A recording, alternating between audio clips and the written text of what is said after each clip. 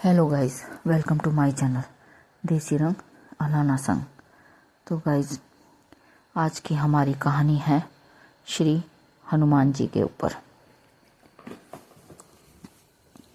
कहानी का शीर्षक है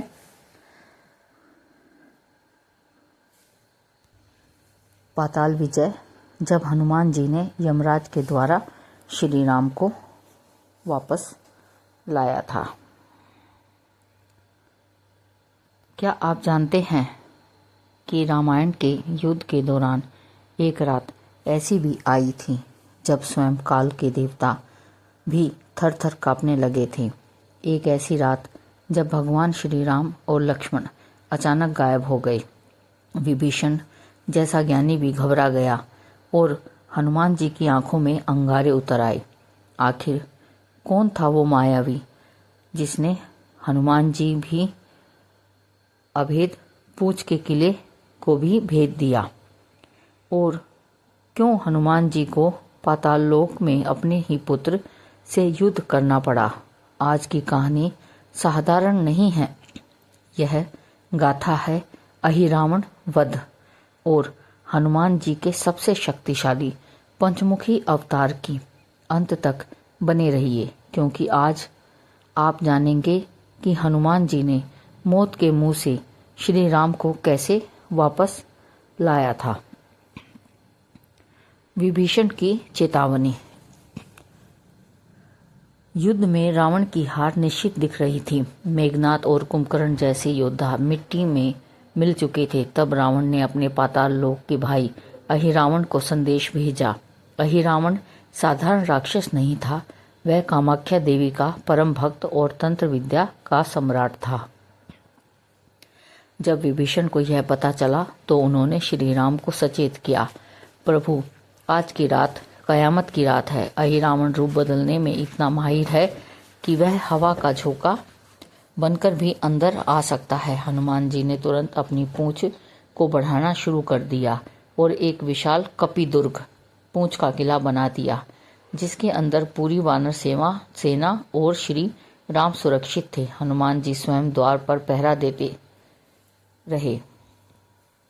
अहिरावण का छल और अपहरण। अहिरावण ने कई बार कोशिश की। उसने कभी सुग्रीव का रूप लिया, कभी अंगद का, लेकिन हनुमान जी की दिव्य दृष्टि ने उसे हर बार पहचान लिया। अंत में अहिरावण ने विभीषण का ही रूप धारण किया। उसने हनुमान जी से बड़ी ही विनम्रता और भक्ति के साथ बात की। हनुमान जी को लगा कि ये तो विभीषण भी जी ही हैं, जो प्रभु के दर्शन के लिए आए हैं। जैसे ही वह नकली विभीषण अंदर पहुंचा, उसने अपनी मायावी शक्ति से पूरी सेना पर निंद्रा अस्त्र चला दिया। सब गहरी निंद्रा में सो गए। अहिरावण ने श्री राम और लक्ष्मण को एक मूर्छित अवस्था में लिया और उन्हें पाताल लोक ले गया, ताकि वह अपनी कुलदेवी को उनकी बलि चढ़ा सके। पाताल लोक का भीषण युद्ध और मकरध्वज। जब हनुमान जी को अपनी भूल का पता चला तो वे बिजली की गति से पाताल लोक की ओर दौड़े। पाताल के द्वार पर उन्होंने एक विशालकाय पहरेदार देखा। उसका आधा शरीर वानर का था और आधा मछली का। उसने हनुमान जी को चुनौती दी, रुको, बिना युद्ध किए तुम अंदर नहीं जा सकते। हैरानी की बात यह थी कि उस पहरेदार का बल ठीक हनुमान जी के समान था। जब हनुमान जी ने उसका परिचय पूछा तो उसने कहा, मैं हनुमान पुत्र मकरध्वज हूँ। हनुमान जी दंग रह गए। उन्होंने अपनी ब्रह्मचार्य की शक्ति और मकरध्वज के जन्म की कथा याद की।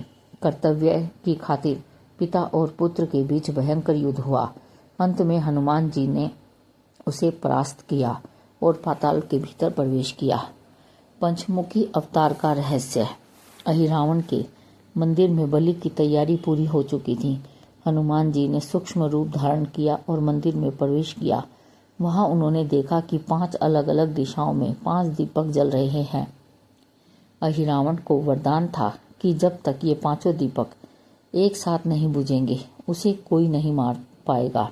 यही वह क्षण था जब इतिहास का सबसे अद्भुत दृश्य सामने आया। हनुमान जी ने पंचमुखी रूप धारण किया। पूर्व में कपिमूर्ख शत्रुओं के नाश के लिए। पश्चिम में गरुड़ मुख संकटों और विष को दूर करने के लिए। उत्तर में वाराह मुख ऐश्वर्य और विजय के लिए। दक्षिण में नरसिंह मुख डर और प्रेत बाधा को मिटाने के लिए। ऊपर की ओर हयग्रीव मुख ज्ञान और बुद्धि के लिए। हनुमान जी ने एक ही बार में जोर से फूंक मारी और चारों दीपक बुझ गए। अंधेरा छाते ही हनुमान जी ने अहिरावण को पकड़ लिया और उसकी तलवार से ही उसका वध कर दिया।